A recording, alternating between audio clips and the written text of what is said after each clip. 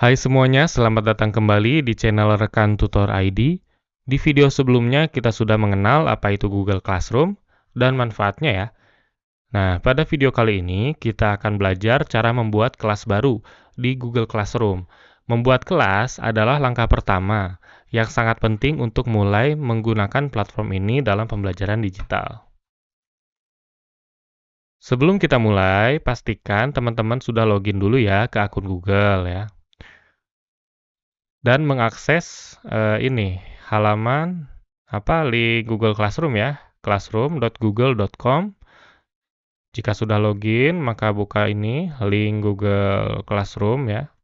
Kemudian jika teman-teman belum punya akun ya, belum punya akun Google, silahkan buat akunnya terlebih dahulu ya. Setelah login akun Google-nya, pastikan teman-teman berada di halaman utama ini, Google Classroom ya. Di sini teman-teman akan melihat beberapa kelas yang pernah teman-teman ikutin ya, yang pernah teman-teman buat atau ikutin. Nah, di sini saya akan mulai dari awal. Saya belum pernah mengikuti dulu ya, mengikuti kelas dan belum pernah gabung kelas misalnya ya, kalau teman-teman masih awal untuk membukanya. Nah, langkah pertama, untuk membuat kelas baru adalah dengan klik icon plus nih yang ada di pojok kanan atas, pilih opsi buat kelas ya. Dari menu drop-down-nya, setelah itu teman-teman akan diminta untuk mengisi beberapa informasi dasar tentang kelas tersebut. Nah, inilah informasi dasarnya. Nah, sekarang kita akan mengisi detail kelasnya ya. Teman-teman akan melihat nih, form yang meminta teman-teman memasukkan beberapa informasi. Ada nama kelas, nah ini wajib ya teman-teman isi. Kemudian ada bagian, ya ini opsional, tidak wajib untuk diisi. Mata pelajaran juga opsional dan ruang juga opsional. Misalnya saya ketik ini. Nah, di sini nama kelas ya wajib isikan nama kelas yang jelas dan sesuai. Misalnya matematika kelasnya ya, kelas 9 misalnya. Nah, untuk bagian ini opsional, ini bisa digunakan untuk membedakan kelas ya yang berbeda. Seperti kelas A atau kelas B gitu ya. Bagian A atau bagian B. Saya coba kelas A misalnya ya. Kemudian mata pelajarannya matematika.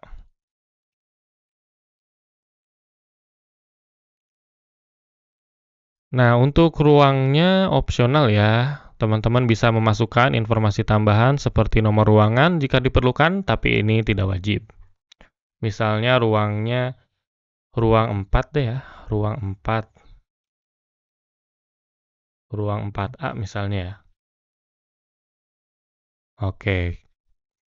Nah, setelah mengisi informasi dasar ini, silakan teman-teman klik tombol buat di bagian bawah ini ya. Nah, maka Google Classroom akan mulai membuat kelas teman-teman dan ini hanya memerlukan beberapa detik. Nah, setelah kelas berhasil. Nah, setelah kelas berhasil dibuat, teman-teman akan langsung diarahkan ke halaman kelas baru ya. Nah, ini dia halaman kelas barunya.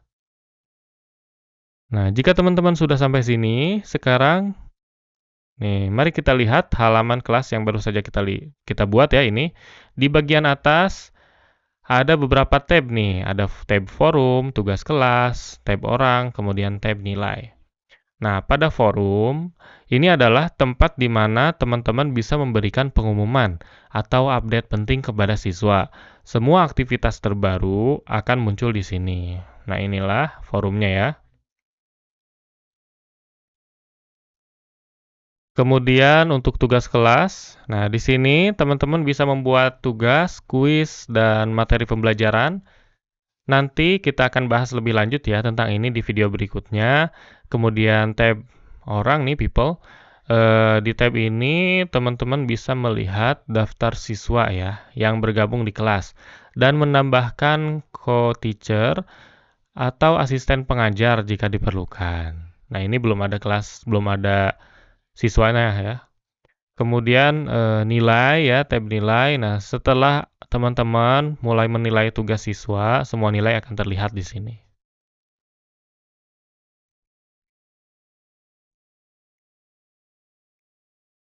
Nah, sekarang kelas teman-teman yang tadi dibuat sudah siap ya.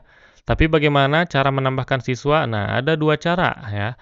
Cara pertama, teman-teman bisa membagikan kode kelas. Nih, ini ya kode kelasnya bisa dibagikan. Nah, disalin gitu ya. Kemudian bagikan ke grup WhatsApp kelasnya atau dibagikan ke kelasnya ya ketika jam mata pelajarannya, atau juga nah nanti ya terlewat nih. Nanti kalau teman-teman sudah memberikan kode kelasnya via grup WhatsApp misalnya ya, grup WhatsApp kelas. Nah, ini nanti siswa cukup memasukkan kode ini untuk bergabung ya. Nah, kemudian cara kedua, teman-teman bisa menambahkan siswa secara manual dengan mengklik tab People dan memasukkan email siswa satu persatu. Coba kita ke sini. Nah, ini pengajarnya juga bisa ditambahkan ya. Nah, ini siswanya silahkan diundang satu persatu ya. Emailnya misalkan yang mana, diketik emailnya, kemudian klik undang nanti. Oke. Nah, nanti kalau misalkan menggunakan ini ya, kemudian emailnya diketik, klik undang misalnya ya. Nah, ini nanti Google Classroom akan mengirim undangan ke email mereka ya untuk bergabung ke kelas. Nah, selain itu, jangan lupa untuk melihat pengaturan kelas ya, dengan mengklik ini, icon gear. Nah, di sini teman-teman bisa menyesuaikan beberapa opsi ya. Ada detail kelas, mau dirubah juga boleh detail kelasnya. Kemudian ini ya, untuk membagikan link undangannya. Nah, untuk forum dan tugas kelas juga nih, mengatur apakah siswa bisa memberikan komentar ya, apakah siswa dapat memposting dan memberikan komentar, atau siswa hanya dapat memberi komentar, atau hanya pengajar saja yang dapat memposting dan berkomentar. Nah, di sini tugas kelasnya juga ya, bisa diatur. Oke,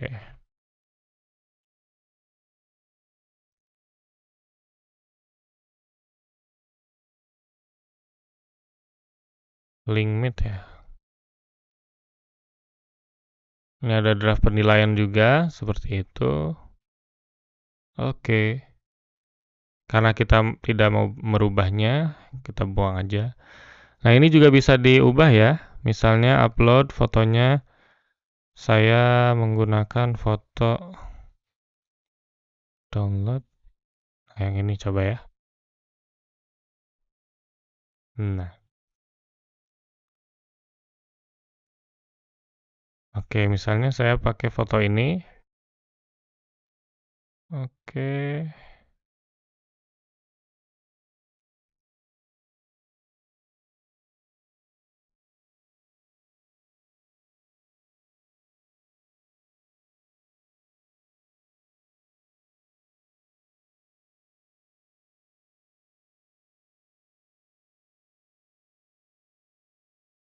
oke.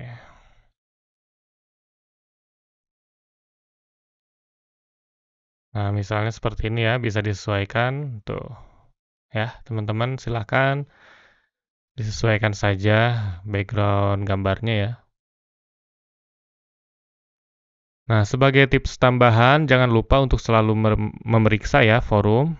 Nah, di sini teman-teman bisa membagikannya nanti misalnya tentang apapun itu ya untuk pengumuman pada kelas tersebut. Jadi nanti siswa bisa melihat atau bisa mengatur kalau kita ganti ini settingannya ya di forum, siswa dapat memposting memberikan komentar tidak gitu. Kalau ini kita pakai yang ini dapat memposting atau siswa hanya dapat memberi komentar gitu ya, simpan nih. Jadi ketika kita mengumumkan sesuatu kepada kelas di kelas teman-teman ya, nanti siswa hanya dapat memberi komentar saja, seperti itu.